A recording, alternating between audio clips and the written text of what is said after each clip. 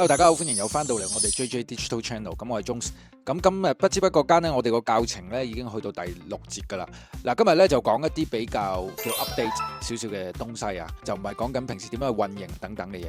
嗱，小紅書咧有一個政策咧，最近更新咗非常之厲害。呢個係一個 KOS 嘅大地震嘅一個政策。咁啊，首先咧你去了解呢個政策之前咧，先要了解咧咩叫 KOS， 全名叫做 Key Opinion Sales 啦，關鍵意見嘅銷售啦。過去我哋認識嘅做網紅就叫 KOL 啦，咁 KOS 咧就係隸屬於一間公司嘅一個員工。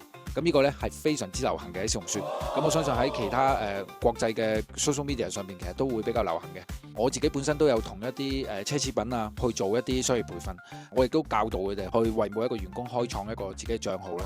好啦，嗱咁今日咧就係 focus 翻喺度咧，就係話呢啲 KOS 嘅帳號咧迎嚟一個非常之大嘅革新啦。嗱，我哋而家假設一個公司可能係一個地產或者金融，佢就有好多員工嘅身份開咗喺下邊，形成一個我哋叫所謂嘅巨陣啦。過去咧每一個員工咧張三李四，佢哋咧每個月咧小紅書都要求佢哋最低嘅頭流咧都要有1000蚊。嗱，記住係每個月喎。咁如果你有10個同事嘅話，呢條數就好襟計啦。1000蚊乘以10個，咁就1萬蚊。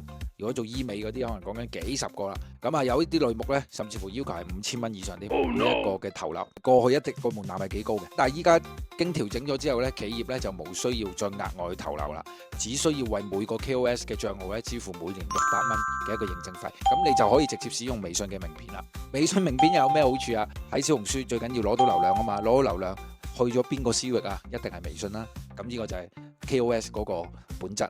OK， 咁意味住依家呢個帳號嘅成本咧由高消耗咧變為咧固定嘅低門檻，咁中小型商家都可以輕鬆入局，呢個係真嘅。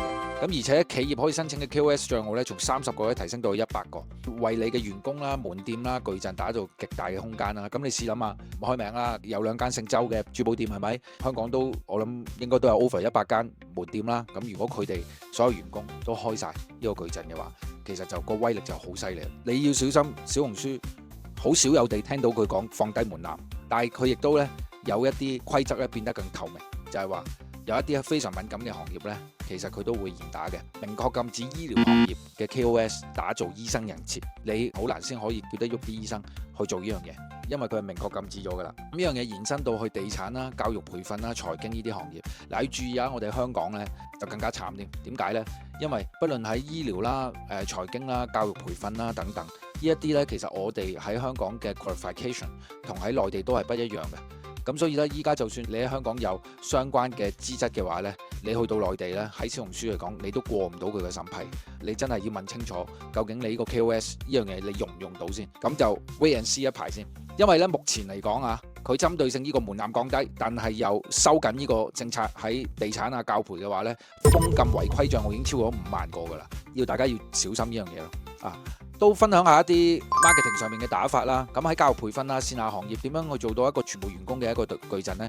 一定要切合翻一啲 AI 啦，即係用 AI 去 create 一啲 content，word of mouth 嘅世界、口碑營銷嘅世界，你係更加容易去接觸到人群，因為人群一睇嘅時候，佢會發覺好多人都講緊呢樣嘢。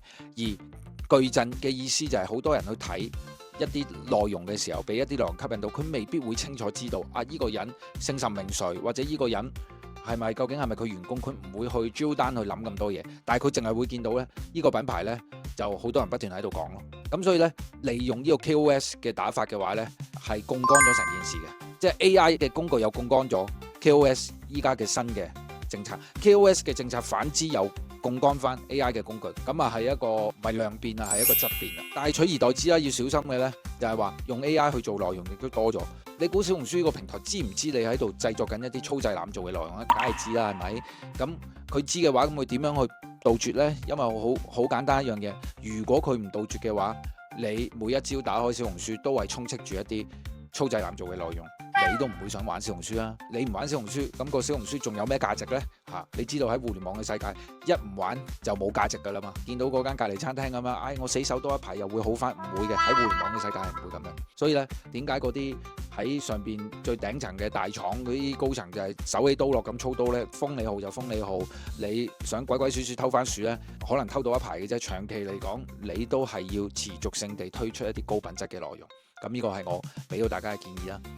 好啦，咁啊，今日做一個總結啦。喺 KOS 嘅政策大調整之下呢，大家嗰個門檻由過去必須要每一個品牌都要投流嘅時候呢，就會轉化咗去一個只係需要俾600蚊嘅認證費啦。但係取而代之咧，你要注意翻你嗰個行業究竟係唔係比較敏感去打嘅。如果係嘅話呢，要小心問清楚先，唔好入院俾錢喐手，等到啲嘢清晰晒先開始去認證啊等等。如果真係唔了解嘅話呢，歡迎留言俾我，話俾我知，等我睇下有冇一啲新嘅資訊可以幫到你。記住，如果覺得呢條片有用嘅話，麻煩你點 like、點關注、share 俾你嘅朋友。我哋下條片見。